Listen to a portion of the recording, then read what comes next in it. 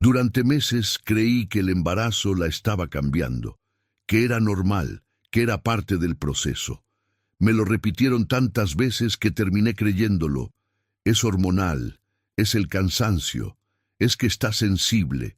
Y yo, como el hombre que pensaba que amaba bien, me tragué cada explicación sin cuestionarla, hasta que un día, sin buscarla, la verdad llegó sola.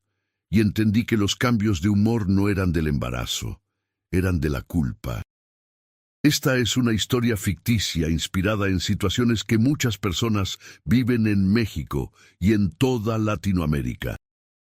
Los nombres y detalles han sido modificados para proteger la privacidad. Si algo de lo que van a escuchar les resulta familiar, sepan que no están solos. Llevábamos 11 años juntos cuando ella quedó embarazada. 11 años de una vida que yo consideraba buena, sólida, construida ladrillo por ladrillo. No éramos perfectos, claro que no. Habíamos pasado por etapas difíciles como cualquier pareja. Un cambio de trabajo, deudas que nos apretaron durante 2 años, la muerte de mi madre que me dejó partido por la mitad.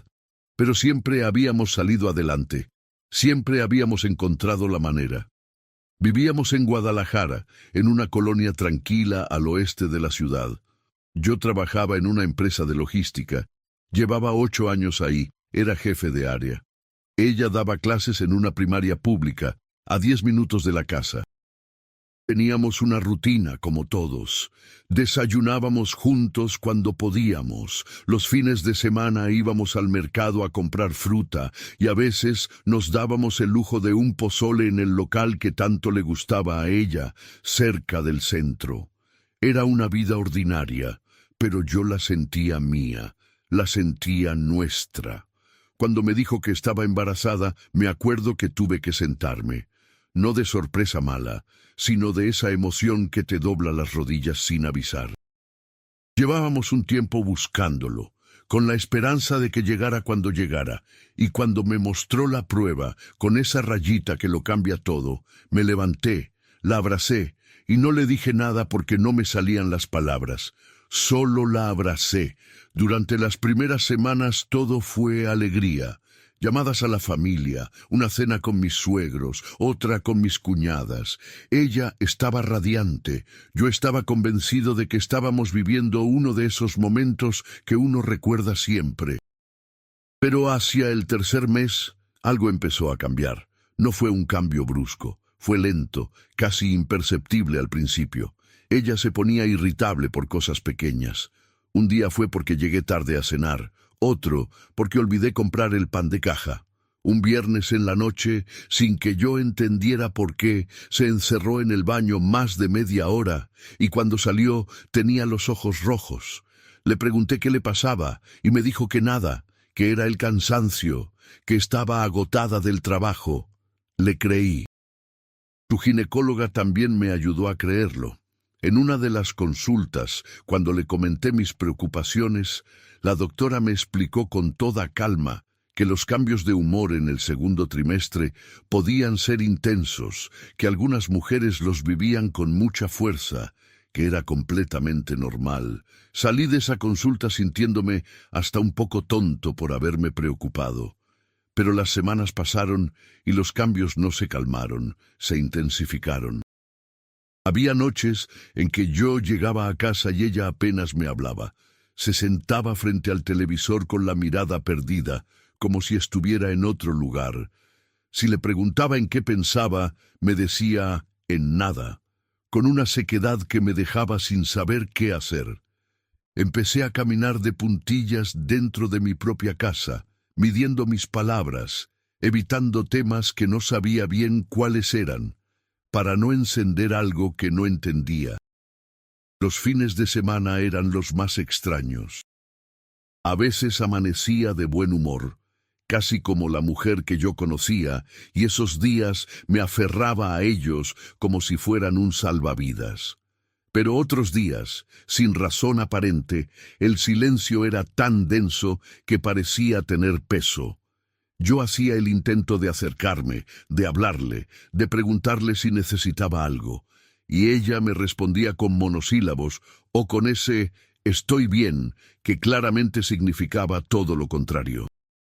Una tarde, mi cuñada vino a visitarla. Eran cercanas, siempre lo habían sido.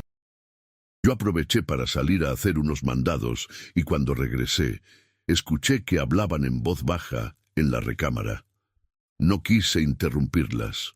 Dejé las bolsas en la cocina y me quedé ahí un momento. No escuché bien las palabras, pero sí el tono. Era un tono de confesión, de algo que se dice en voz baja porque no puede decirse de otra manera. En ese momento no le di mayor importancia. Pensé que era algo de mujeres, algo propio del embarazo, quizás miedo sobre el parto, sobre la maternidad. Me fui a la sala y prendí el televisor. Ahora me pregunto si en ese instante algo dentro de mí ya sabía, si el cuerpo percibe lo que la mente todavía no está lista para ver. Fue un martes ordinario cuando todo empezó a romperse. Yo llegué a casa más temprano de lo habitual. Habían cancelado una junta y aproveché para salir antes. Ella no esperaba que llegara tan pronto. Cuando entré, la encontré en la cocina, de espaldas, hablando por teléfono. Al escuchar mis pasos se dio vuelta y noté algo que no supe descifrar en ese momento. Un gesto rápido, casi imperceptible, como quien guarda algo antes de que lo vean. «Ya llegué», dije sin darle importancia. «Oye, te llamo luego», dijo ella al teléfono y colgó. «¿Con quién hablabas?», pregunté más por conversación que por sospecha. «Con Paola», respondió, nombrando a una amiga de la escuela. «Cosas del trabajo». Le creí, o me hice el que creía, no sé bien cuál de las dos. Esa noche, mientras ella dormía, me levanté a tomar agua. Pasé junto a la mesa donde había dejado su bolsa y vi que el celular le había llegado un mensaje con la pantalla encendida. No era mi intención leerlo. Genuinamente no lo era. Pero el nombre que apareció no era el de Paola. Era el nombre de un hombre, y el mensaje decía, «¿Está dormido ya?». Me quedé paralizado. El vaso de agua en la mano, la cocina en penumbra, el corazón haciéndome ruido en los oídos. Leí el mensaje 3 veces, como si las palabras pudieran cambiar de significado si las miraba suficiente. «¿Está dormido ya?». 3 palabras que podían significar 1000 cosas. Pero en el cuerpo yo ya sabía cuáles. Volví a la cama. No dormí. Me quedé tendido en la oscuridad, con los ojos abiertos, escuchando su respiración tranquila y sentí algo que nunca había sentido antes en 11 años. La duda. No como pregunta, como certeza anticipada. Al día siguiente no dije nada. Decidí observar. No era un plan calculado.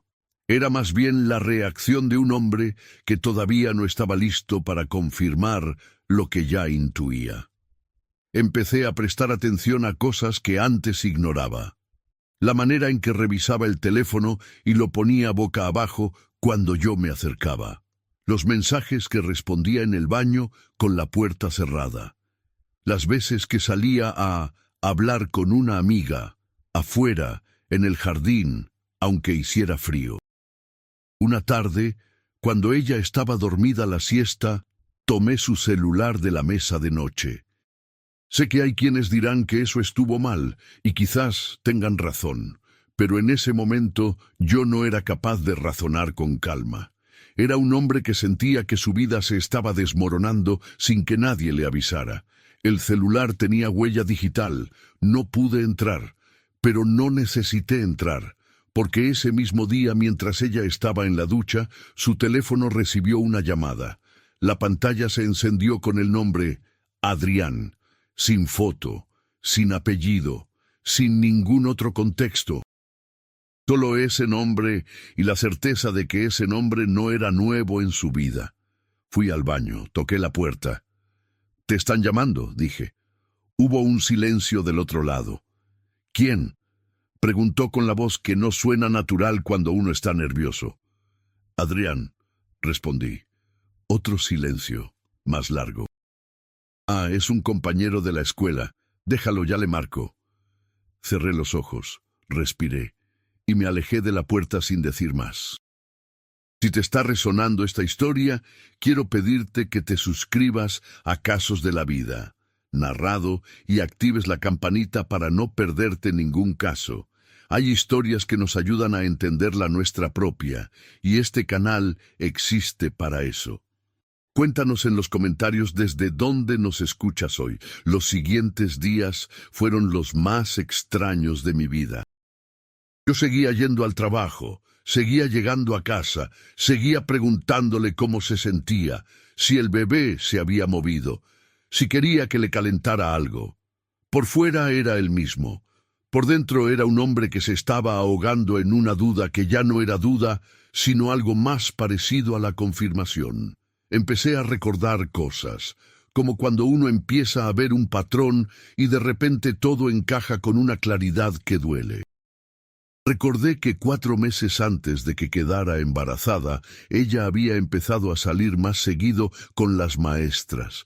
Reuniones después de clases, una cena aquí, un cumpleaños allá. Yo nunca lo cuestioné porque siempre había sido sociable y yo no era el tipo de hombre controlador. Le tenía confianza, o eso creía. Recordé también una noche en que llegó a casa con olor diferente. No a alcohol, no a cigarrillo. Un olor que no supe identificar, pero que registré en algún lugar de la memoria sin procesarlo. Esa noche me dijo que habían ido a una taquería con humo y que por eso olía raro. Yo le creí. Siempre le creía. Empecé a calcular fechas. No quería hacerlo, pero no podía evitarlo. El embarazo tenía entonces 5 meses. Eso significaba que la concepción había sido alrededor de mayo. En mayo ella había tenido una capacitación de 2 días fuera de la ciudad. Me mandó fotos del hotel, del grupo de maestros, de una cena formal con etiqueta de nombre en la mesa. ¿Estaba Adrián en esa capacitación? No lo sabía, pero la pregunta ya no me dejó dormir. Tomé una decisión. No iba a confrontarla sin tener algo concreto, no porque quisiera atraparla como si fuera un juego, sino porque sabía que si la confrontaba sin pruebas, ella lo negaría todo y yo quedaría como el hombre paranoico, el controlador, el que no confía. Y yo no podía darme ese lujo.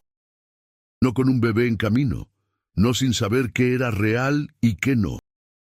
Le pedí a un compañero del trabajo, alguien de mi entera confianza, que me ayudara a averiguar quién era Adrián. Le di el nombre, la escuela donde ella trabajaba. En 2 días, mi compañero me trajo información básica. Había un maestro de educación física de ese nombre en la misma primaria donde ella daba clases. Llevaba 3 años ahí. 3 años. Ella llevaba 5 en esa escuela. No necesité más para entender que no era un conocido reciente. Esa noche, mientras cenábamos en silencio, la observé.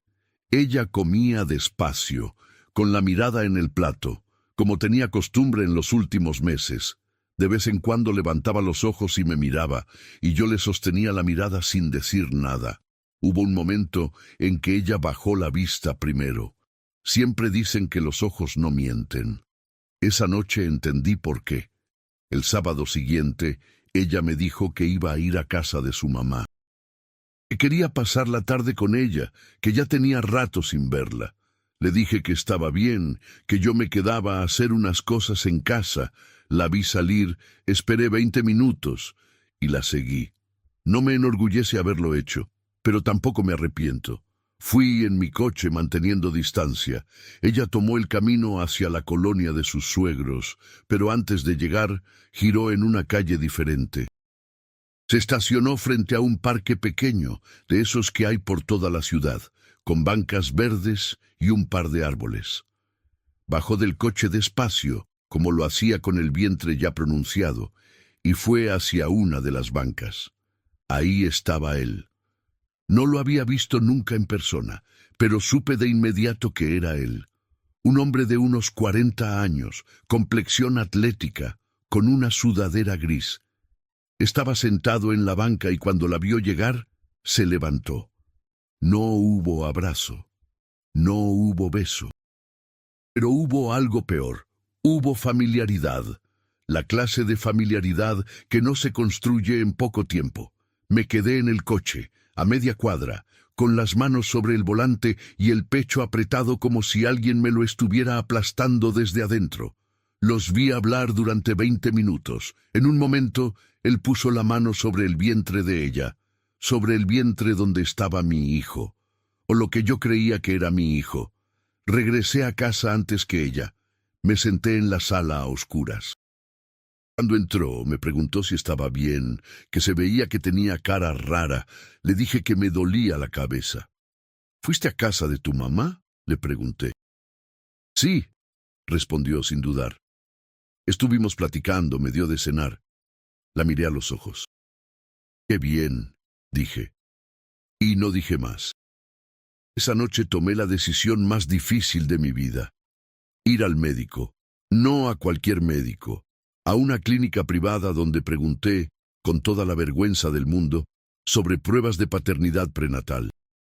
El médico, un hombre mayor con cara de haber escuchado todo en la vida, me explicó con calma que existía una prueba no invasiva que se podía hacer a partir de cierta semana de gestación, tomando una muestra de sangre materna. Era costosa. Requería de la participación de la madre, o al menos de una muestra de sangre de ella que pudiera obtenerse. Esa parte era la complicada. Salí de la clínica con un papel en la mano y la mente girando a mil. ¿Cómo pedirle una prueba de paternidad a mi esposa embarazada sin que todo explotara antes de tiempo? ¿Y si me equivocaba? ¿Y si el bebé era mío y yo la estaba acusando sin razón? Pero entonces recordaba la mano de él sobre su vientre, en ese parque, un sábado por la tarde, y la duda se convertía en algo más pesado. Lo que hice a continuación fue una conversación, nada más. Una conversación que llevaba semanas postergando porque no estaba listo para escuchar lo que pudiera venir. Un domingo en la mañana, después de desayunar, cuando la casa estaba en silencio y la luz entraba por la ventana de la cocina de esa manera tranquila que tienen los domingos, le dije, «Necesito que me digas algo con la verdad». Ella levantó la vista del café. «¿Qué pasó? ¿Quién es Adrián?». El silencio que siguió duró exactamente 4 segundos. Yo los conté, y en esos 4 segundos vi pasar por su cara algo que ninguna explicación podría borrar. El reconocimiento. El momento en que alguien sabe que ya no puede seguir fingiendo. «Es un compañero de trabajo», dijo, con una voz que ya no tenía la misma seguridad de antes. «Ya sé que es compañero de trabajo», dije. «Lo que te pregunto es qué más es». Ella bajó la mirada al café. «No sé de qué me estás hablando. El sábado no fuiste a casa de tu mamá». El silencio esta vez fue diferente, más largo, más denso. Tuve que hacer una parada antes», dijo. «Lo sé», respondí. «Lo vi». Y entonces sí, el mundo se detuvo. Ella levantó la vista y me miró, y en esa mirada ya no había defensas, solo algo que yo no había visto en sus ojos en mucho tiempo, la verdad desnuda, sin maquillaje, sin coartada. «¿Desde cuándo sabes?», preguntó en voz baja. «Desde hace semanas, pero necesitaba escucharlo de ti». Hubo un momento largo donde ninguno de los dos habló. El café se fue enfriando sobre la mesa. Afuera, en la calle, pasó un camión haciendo ruido. La vida siguiendo su curso normal, mientras la mía se partía en dos. «Lo siento», dijo ella finalmente. 2 palabras. 11 años. «¿Cuánto tiempo?», pregunté. No quería preguntar lo otro. Todavía no estaba listo. Pero necesitaba ir de a poco, o si no el pecho no me iba a aguantar. «Casi 1 año», respondió con la voz quebrada. 1 año. 12 meses. 300 y tantos días en que yo había llegado a casa creyendo que todo estaba bien. ¿Y el bebé? Dije. Fue lo más difícil que he preguntado en mi vida.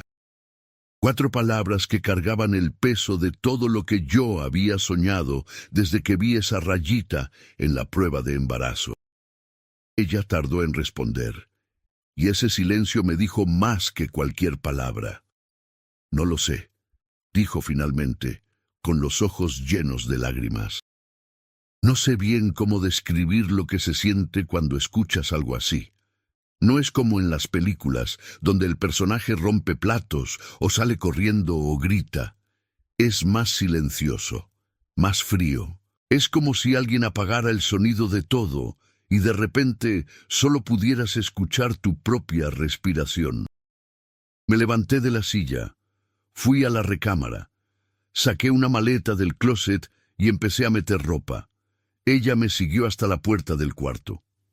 ¿Qué vas a hacer? Por ahora, salir de aquí, respondí sin voltear a verla.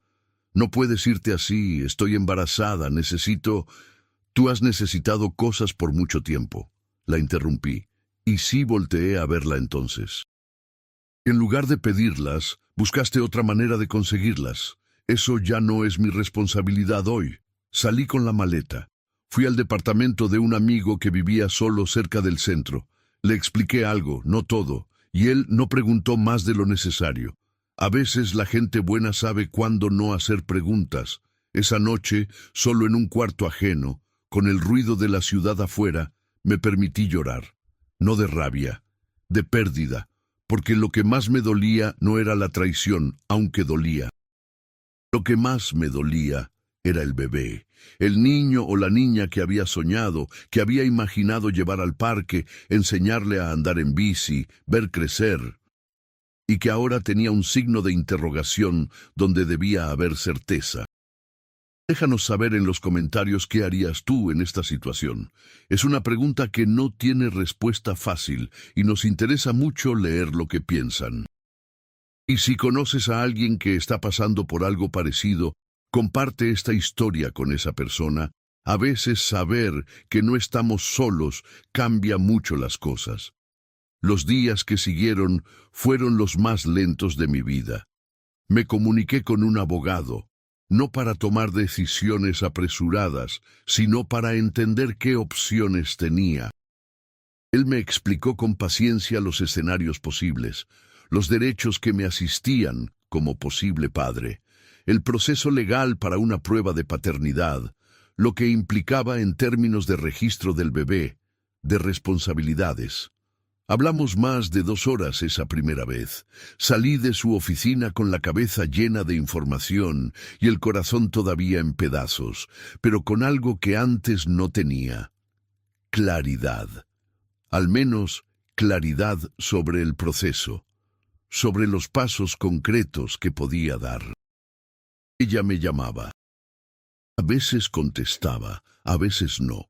En una de las llamadas que contesté, me dijo que había terminado con él, que lo había cortado desde que supo que yo sabía, que lo sentía, que había sido un error, que seguía queriéndome. La escuché, no la interrumpí. Cuando terminó, le dije: lo que sientes, lo que quieres o no quieres, eso ahora es secundario. Lo que importa es el bebé. Cuando nazca, necesitamos una prueba. El resto lo decidimos después. Hubo silencio. Está bien, dijo finalmente. Era la primera vez en todo ese tiempo que no negaba, no explicaba, no justificaba, solo aceptaba. El bebé nació un miércoles en la mañana, a las 6:40. Yo estaba en el hospital, no en la sala de partos, no al lado de ella, como lo había imaginado tantas veces. Estaba en la sala de espera, con un café de máquina en la mano que no me tomé, mirando el reloj. Cuando me avisaron que todo había salido bien, sentí un alivio que no esperaba.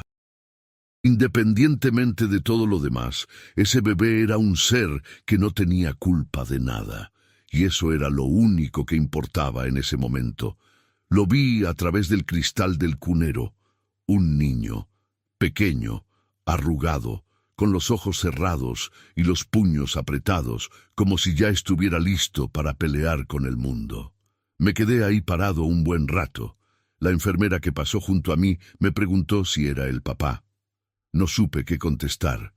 La prueba de paternidad se hizo 3 semanas después del nacimiento.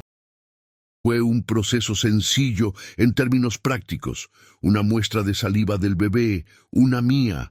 Los resultados tardarían entre 5 y 7 días hábiles. Esa semana fue la más larga de mi vida. Dormía mal, comía lo que podía, seguía yendo al trabajo porque necesitaba tener la mente ocupada, pero más de una vez me quedé sentado frente a la pantalla sin ver nada, con la cabeza en otro lugar. El resultado llegó un jueves, en un sobre que recogí en la clínica. Me lo dieron en un cubículo pequeño. El médico me preguntó si quería abrirlo ahí o llevarme. Le dije que ahí. Lo abrí. Leí el resultado. Me quedé en silencio un momento. El médico me preguntó si estaba bien. Sí, respondí. Sí, estoy bien. El niño era mío. Lo que vino después no fue fácil, pero fue claro. Regresé a la casa. No para retomar donde habíamos dejado, sino para hablar. Para decidir juntos, como adultos, qué iba a pasar con ese niño que los dos teníamos la responsabilidad de criar. Ella me recibió en la puerta con ojeras y sin maquillaje, con el bebé en brazos. Nunca la había visto tan expuesta, tan sin armadura. Le dije que el niño era mío. Vi que el alivio la recorría entera. Y luego le dije lo otro. No voy a regresar a lo que teníamos. No porque no te quise, sino porque lo que construimos ya no existe. Y yo no puedo fingir que sí. Ella asintió. No lloró, o quizás sí, pero ya no frente a mí. Acordamos cosas esenciales, la custodia compartida, los tiempos con el niño, los gastos. Lo hicimos con el abogado presente, sin peleas, sin reclamos. Fue una separación que dolió, pero que se hizo con dignidad, al menos eso. Han pasado poco más de 2 años desde aquella mañana de domingo en la cocina, con el café enfriándose sobre la mesa. Mi hijo tiene casi 2 años. Lo veo 3 veces por semana, y los fines de semana se queda conmigo.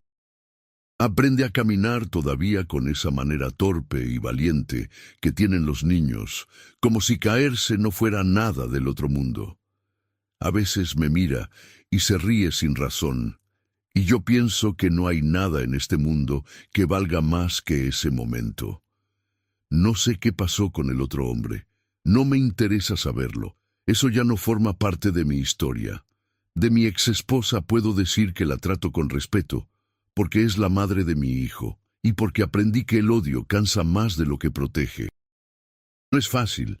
Hay días que no lo es, pero uno aprende a vivir con las cosas que no se pueden cambiar y a enfocarse en las que sí. Lo que sí cambió para siempre es la manera en que entiendo el amor.